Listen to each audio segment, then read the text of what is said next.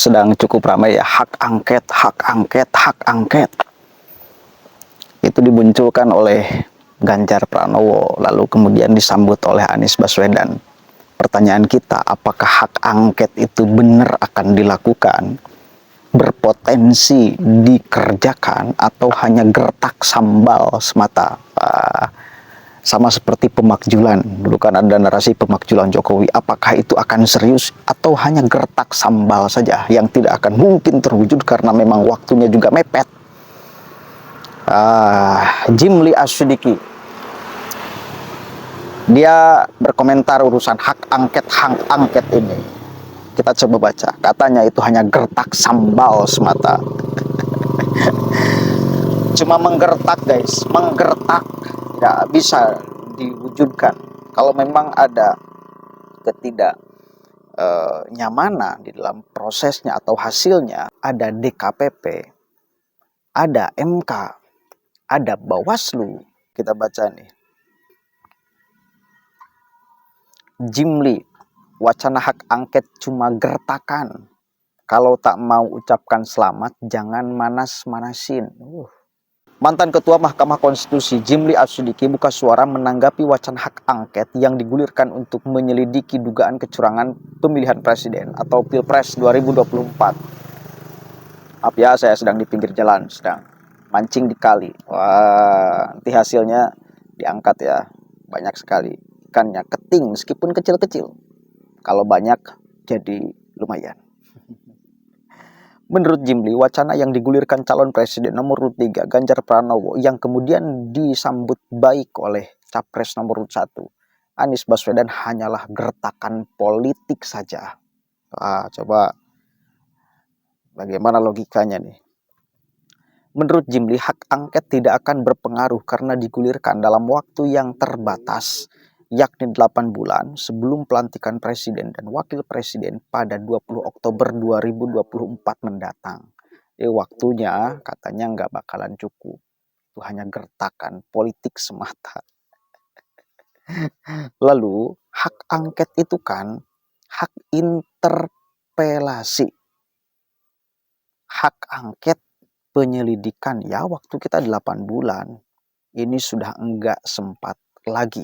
Ini cuma gertak-gertak politik saja, kata Jimli.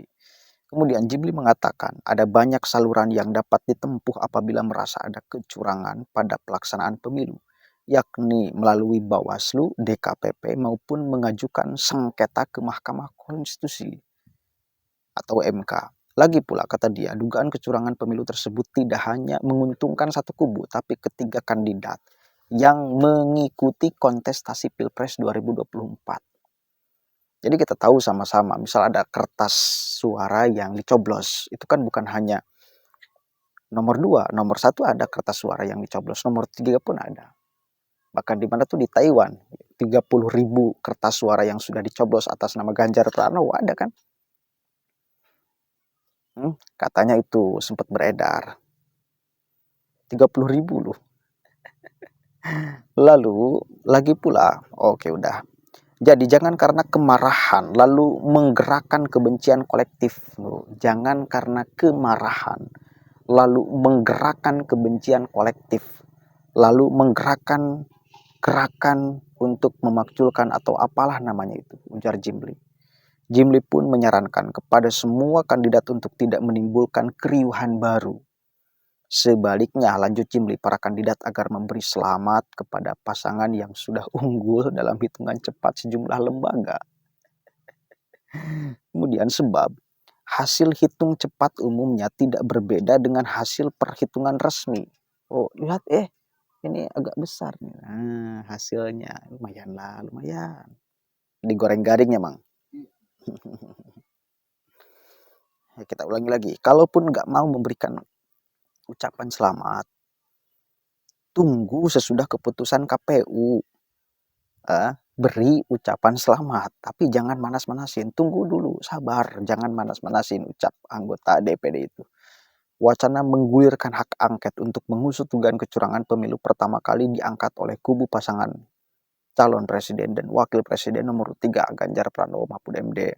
Ganjar mendorong dua partai politik pengusungnya PDIP dan Partai Persatuan Pembangunan menggunakan hak angket karena menurutnya DPR tidak boleh diam dengan dugaan kecurangan yang menurutnya sudah telanjang.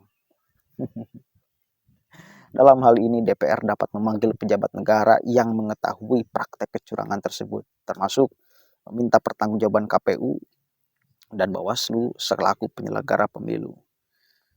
Gayung bersambut, calon presiden nomor 1 Anies Baswedan menyatakan partai politik pengusungnya juga siap untuk menggulirkan hak angket. 3 parpol pengusung Anies Muhaimin adalah Partai Nasdem, Partai Kebangkitan Bangsa, dan Partai Keadilan Sejahtera. Kami ketemu dan membahas langkah-langkah dan kami solid, karena itu saya sampaikan ketika inisiatif hak angket itu dilakukan maka 3 partai ini siap ikut, ujarnya. Kemudian oke udah. Jadi aneh saya bila kemudian di dalam kontestasi ini udah jelas nih kelihatan ada yang potensi besar menangnya karena tidak akan jauh hasil quick count dan real count. Ya, karena metodologinya jelas ilmiah. Quick count itu, lembaga survei itu, justru adanya lembaga survei itu untuk supaya mengantisipasi bila mana ada potensi-potensi kecurangan. Kan sudah banyak yang merekap, oh ini ada, ini. Ketika semua lembaga survei kompak bahwa angka nomor urut 2 Prabowo Subianto di atas 50%, kompak loh. Lembaga survei itu kompak semuanya, termasuk Litbang Kompas yang membiayai lembaga surveinya oleh dirinya sendiri menyatakan hal yang sama. Masa mau tidak percaya? Masa tidak percaya? Kalau kata Anies itu kan, ya kalau tidak percaya lembaga survei, jangan kau percaya tes lab itu. Tes lab, darah, sampel. Ketika Anda mau diperiksa darahnya, kan cukup diambil sampelnya saja, setitik. Bisa mengetahui. Sama. Lembaga survei pun berperan seperti lab ini, tes lab darah ini. Cukup ngambil sampel untuk kemudian mengetahui semuanya. Makanya dulu Anies mengatakan hal itu. Ya, sekarang para pendukungnya tetap nggak percaya survei karena memang tidak berpihak kepadanya. Karena memang faktanya juga tidak berpihak. Masa mau nipu lembaga survei? Fakta di lapangan pendukung 02 menang, lalu kemudian lembaga survei akan mengatakan bahwa 01 yang menang atau 03 yang menang. Itu justru akan mendowngrade-kan lembaga survei itu sendiri. Dia berbicara sebagaimana faktanya. Dan itu untuk menjaga kemudian marwah sebagai lembaga survei yang mengeluarkan data sesuai dengan fakta di lapangan. Kan itu. Dan sebetulnya gampang sekali untuk ngeceknya. Basis-basis saya selalu sampaikan supaya ini menjadi kesadaran penuh kita agar tidak menghadirkan huru-hara ya. Cek aja di wilayah-wilayah kunci Prabowo Subianto, Gibran Rakabuming Raka itu menang. Jawa Tengah, Jawa Timur, Jawa Barat menang telak, bos. Itu di daerah-daerah kunci. Di daerah-daerah kunci itu menang. Itu fakta. Jadi nggak bisa dibantah kemenangan 02 ini. Telak lah. Kalaupun mau diulangi pemilunya, diulangi kan ada yang ngomong, ulangi aja pemilunya. Ini nggak sehat. Saya yakin yang menang tetap 02. Katakan gini, diskualifikasi dong 02. Ada yang ngomong diskualifikasi kan. Terus tarung gitu. Antara 01 dengan 03. Siapa yang menang? Misal menang 01. 03 itu nggak akan terima. Nggak mau. Diskualifikasi lagi. 01. Misal terus yang jadi 03. 03 nggak dikehendaki rakyat. Didiskualifikasi 03 oleh rakyat. Terus siapa yang jadi presiden? Repot. Diskualifikasi. Jadi udahlah terima.